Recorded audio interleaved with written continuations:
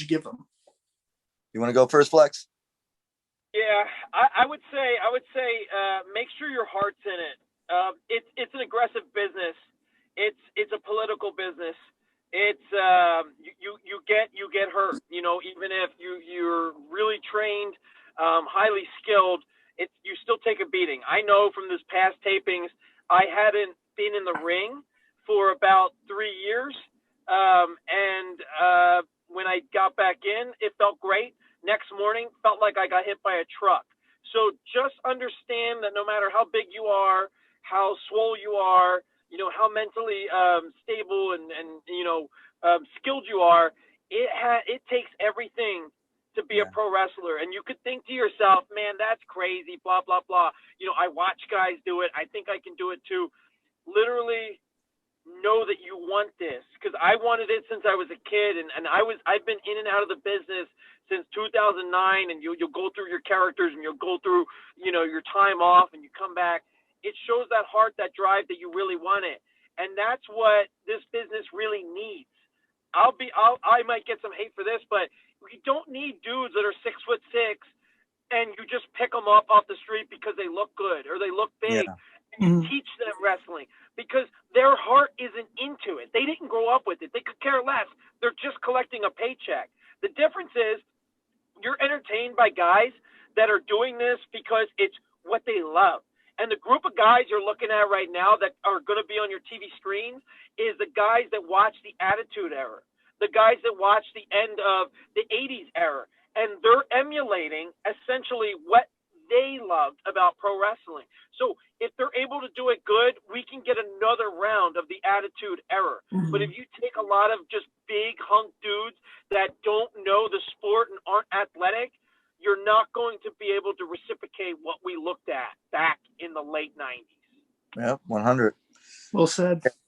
Yeah, I would say, just to add to that, is for anybody coming in, just know, again, this is a business about, just like any job, it's about who you know, not what you know. And but it's always good though if you have that passion in your heart. Just because you go in there and you think you don't have what it takes because you don't know the right people, don't let that be the one thing to end it. Keep pushing, keep going for it, because someone is going to notice your hard work. Someone's always watching, and they should recognize it. So never give up, and don't eliminate yourself because you're not the biggest guy in there. Let that fuel you, if anything. Let that be the reason that you keep going and pushing.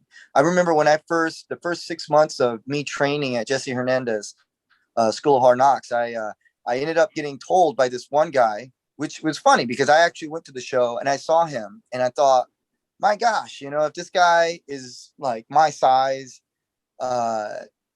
if he's doing it, I can do it. So it kind of inspired me, I won't say any names, because later on what he told me this after I was training, about 5 or 6 months in, he tells me, well, if you think you're going to go in, and you're going to end up winning championships and you're going to get the push that you want, just know you're not. You're always going to end up losing, and you're probably never going to get used.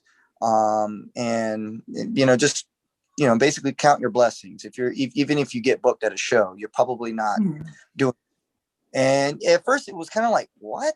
Like, that sounds like somebody that's really soured up themselves that they couldn't do it. Maybe have the charisma. And that's exactly what it was. Because after a year, I ended up winning a championship at some place.